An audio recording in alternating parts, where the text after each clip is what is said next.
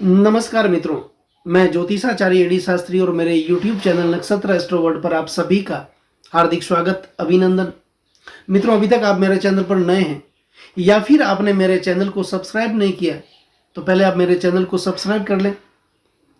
Bell icon button पर click जरूर करें ताकि मेरे आने वाले नई नई वीडियो के नोटिफिकेशन आप लोगों तक पहुंच सके, और हो सके तो वीडियो को ज़्यादा से ज़्यादा शेयर करने की कोशिश करें। मित्रों, आज जो हमारा विषय है वो विषय है राशि रत्नों को लेकर के। कई लोगों का यह प्रश्न होता है कि हमें कौन सा रत्न धारण करना चाहिए, कौन सा रत्न धारण नहीं करना चाहिए, रत्न धारण कब करना चाहिए और कब नहीं करना चाहिए। कई लोग उटपटांग रत्नों को खरीद करके, रत्नों का चयन करके रत्न धारण कर लेते हैं, जिनका खामियाजा उन्हें जिंदगी भर भुगतना पड़ता है। क्योंकि रत्नों का जब नेगेटिव असर दिखना शुरू होता है, नेगेटिव प्रभाव दिखना शुरू होता है, तो वो जीवन को तहस नहस कर सकता है। मित्रों, किसी भी प्रकार के राशि रत्न को पहनने से पहले हमारे लिए कुछ महत्वपूर्ण बातों का जानना बहुत जरूरी है। किस राशि वालों को कौन सा रत्न धारण करना चाहिए, धन प्राप्ति के लिए कौन सा रत्न धारण करना चाहिए, रत्न धारण कब नहीं करना चाहिए, और सबसे शक्तिशाली रत्न कौन सा है। मित्रों, रत्नों का ज्योतिष के क्षेत्र में बहुत ही महत्वपूर्ण स्थान होता है, और इन्हीं रत्नों के माध्यम से हम बड़े से बड़ा, कठिन से कठिन और असंभव कार्यों को भी संभव करके दिखा सकते हैं। मित्रों, अगर आपको भी किसी प्रकार का राशि रत्न धारण करना है या रत्न खरीदना है तो हमारे पास सभी प्रकार के राशि रत्न अभिमंत्रित किए हुए, सिद्ध किए हुए उपलब्ध हैं, तो आप मेरा कांटेक्ट कर सकते हैं। मित्रों, रत्नों में एक अभूतपूर्व देवीय शक्ति निहित होती है, एक अलौकिक, एक परलौकिक शक्ति निहित होती है, और रत्नों का हमारे जीवन पर जो प्रभाव पड़ता है वो ग्रहों के रंगों की उत्सर्जन क्षमता के कारण पड़ता है।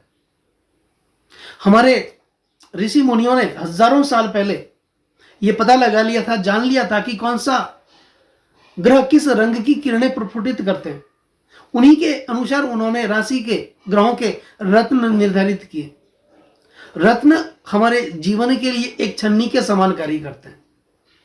ग्रहों से आने वाली नकारात्मक किरणों को रत्न अपने में समेट लेते हैं और सकारात्मक किरणें हमारे शरीर को प्रदान करते हैं, जिससे हमारा शरीर कांतिवान और ऊर्जावान रहता है, और जिसका सीधा असर हमारे कार्यों पर और हमारे व्यवसाय पर पड़ता है।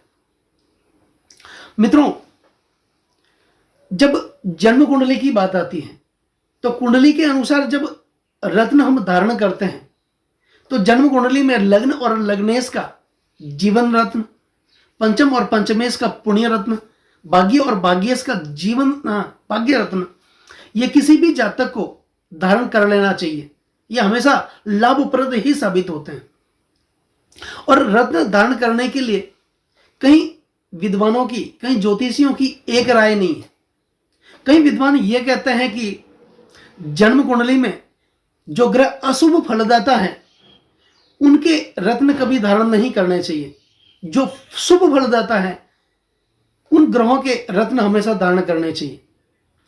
अशुभ फलदाता का मतलब जन्म कुंडली के छठे, 8वें और 12वें भाव के स्वामियों से है।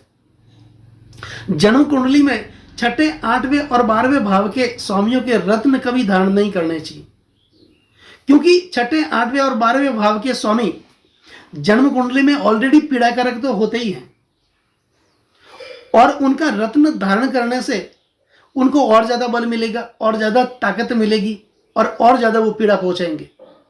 बुरे व्यक्ति को, बदमाश व्यक्ति को अगर ताकत मिल जाए, बल मिल जाए, सपोर्ट मिल जाए तो और ज्यादा वो पीड़ा पहुंचाएंगे। दूसरा मित्रों, जन्म कुंडली में ग्रहों के दो दल होते हैं। एक दल का नेता है सूर्य, जिसके सहायक ग्रह हैं चंद्र, मंगल और बृहस्पति, और एक दल का नेता सूर्य पुत्र शनि, जिसके सहायक ग्रह हैं शुक्र, बुध, राहु और केतु। जो ग्रह लग्न का स्वामी होता है, जिस समुदाय का ग्रह लग्न का स्वामी होता है, उसके सहयोगी ग्रहों के रत्न हमेशा धारण करने चाहिए, विपक्ष के कभी धारण नहीं करने चाहिए।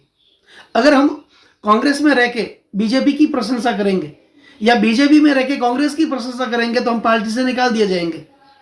तो ग्रहों पर भी यह नियम लागू होता है। तीसरा मित्रों, हमारे लिए यह जानना बहुत जरूरी होता है कि जातक का जन्म किस ग्रह की महादशा में हुआ है।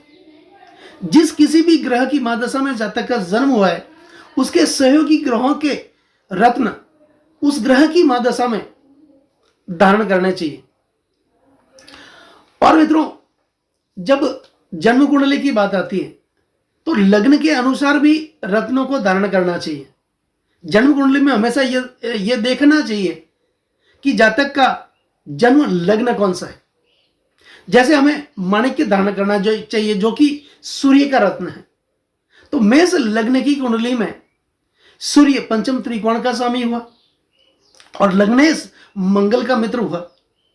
तो लग्न के प्रभाव को बढ़ाने के लिए, आत्मोन्नति के लिए, प्रगति के लिए, ऊंची पदवी, मान मर्यादा और प्रतिष्ठा के लिए, संतान उत्पत्ति के लिए, रोजगार के लिए, व्यवसाय के लिए माणिक्य रत्न धारण करना हमेशा लाभप्रद रहता है।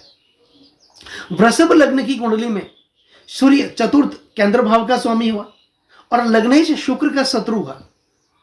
उस स्थिति में माणिक्य केवल सूर्य की महादशा आने पर ही धारण करना चाहिए, अन्यथा हानि उठानी पड़ सकती है। मिथुन लग्न की कुंडली में सूर्य तृतीय भाव का स्वामी हुआ, सहज और सुहज भाव का स्वामी हुआ और लग्नेश बुध का शत्रु हुआ। इस स्थिति में माणिक्य कभी धारण नहीं करना चाहिए। कर्क लग्न की कुंडली में सूर्य द्वितीय भाव का स्वामी हुआ और लग्नेश चंद्रमा का मित्र हुआ। तो लग्न के प्रभाव को बढ़ाने के लिए या द्वितीय भाव के प्रभाव को बढ़ाने के लिए, धन प्राप्ति के लिए, रोजगार के लिए माणिक्य हमेशा धारण करना चाहिए।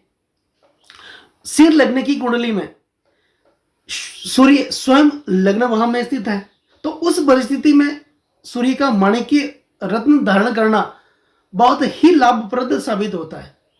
और कन्या लग्न की कुंडली में सूर्य द्वादश भाव का स्वामी हुआ और लग्नेश बुध का शत्रु हुआ। उस परिस्थिति में सूर्य का माणिक्य धारण नहीं करना चाहिए। इस प्रकार हमें यह जानना जरूरी है कि जातक का जन्म लग्न कौन सा है और जो रत्न हम धारण करने जा रहे हैं उसके स्वामी का लग्नेश के साथ संबंध कैसा है, मित्रता का संबंध है या शत्रुता का संबंध है, उसको देख करके ही रत्नों का चयन करें और रत्न धारण करें। उटपटांग रत्न कभी धारण नहीं करने चाहिए और उटपटांग उंगलियों में कभी रत्न धारण नहीं करने चाहिए, अन्यथा जीवन भर हानि उठानी पड़ सकती है। तो मित्रों, अगर आपको भी आपकी कुंडली का अध्ययन करवाना हो, आपको अगर रत्न धारण करना हो, तो आप सबसे पहले आप अपनी जन्म तारीख, जन्म समय और जन्म स्थल मुझे भेजें और उसके अनुसार मैं आपको बताऊंगा कि आपको कौन सा रत्न धारण करना है, किस विधि के अनुसार धारण करना है।